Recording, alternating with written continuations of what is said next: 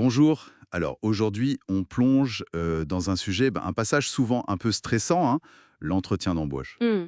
Oui, On a pas mal de sources, des guides pratiques, des analyses, la méthode STAR dont tout le monde parle. L'idée, c'est vraiment d'en tirer le meilleur pour une préparation efficace. Par où on commence là-haut? beh, le premier truc qui saute aux yeux dans toutes les sources, c'est, l'importance, mais vraiment l'importance capitale de la préparation.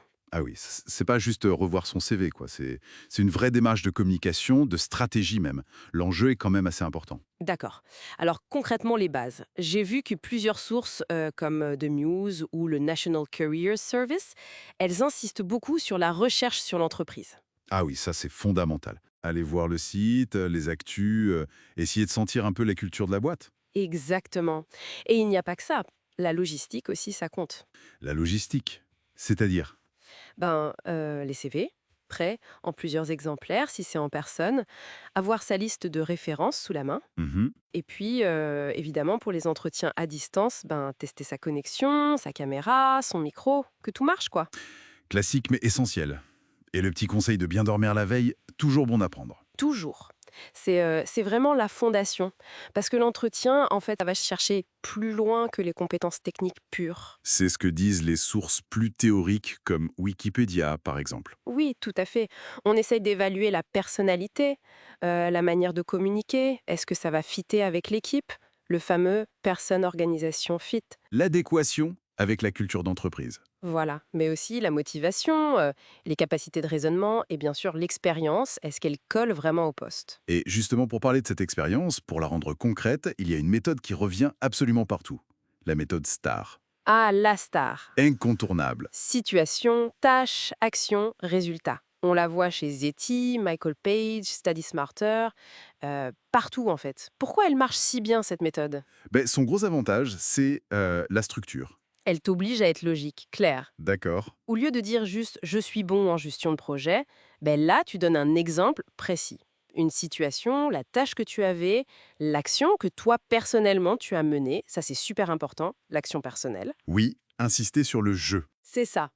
Et le résultat, si possible avec des chiffres, ou alors expliquer clairement ce que ça a apporté, l'impact positif, ou même ce que tu as appris.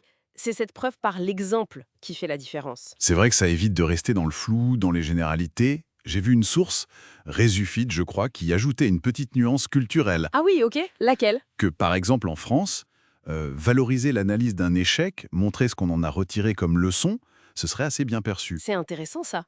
Oui, ça montre une capacité de recul, d'analyse. C'est pas juste raconter une histoire parfaite. Mais bon, la méthode STAR, c'est un outil, hein. Il n'y en a pas que ça. Non, il y a tout le reste autour. Oui, j'allais y venir. Les sources comme The Muse insistent aussi sur l'écoute active.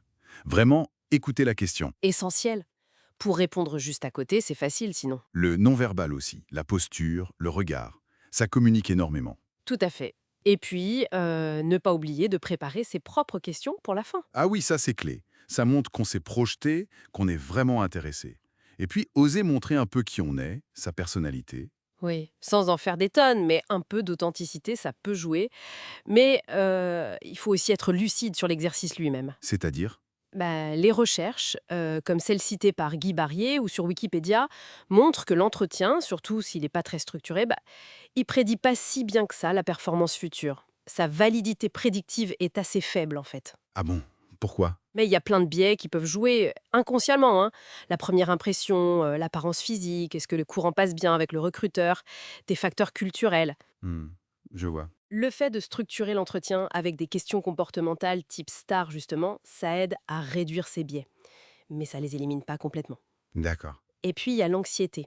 Le stress de l'entretien, c'est réel et ça peut faire qu'un candidat super compétent soit moins performant le jour J. Donc en résumé, pour mettre toutes les chances de son côté, 1. La préparation en amont, recherche sur l'entreprise, logistique, c'est la base, c'est non négociable. Absolument, c'est le socle.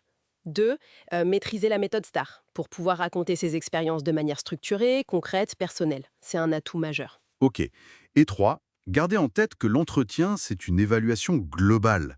Compétences, oui, mais aussi personnalité, communication, l'adéquation culturelle, tout en sachant que l'exercice lui-même n'est pas parfait, qu'il y a des biais possibles. Bien. Oui, Si même les entretiens bien structurés ont leurs limites et leurs biais, Comment on fait pour vraiment voir le potentiel unique d'un candidat, au-delà des histoires bien rodées, même avec Star? Hmm, Est-ce que les nouvelles technos d'évaluation vont aider ou est-ce qu'elles vont amener d'autres problèmes? hmm, vaste question. C'est une interrogation super intéressante pour l'avenir du recrutement, effectivement. Bon, et bien voilà qui nous donne pas mal matière à réflexion. Merci d'avoir suivi cette exploration avec nous.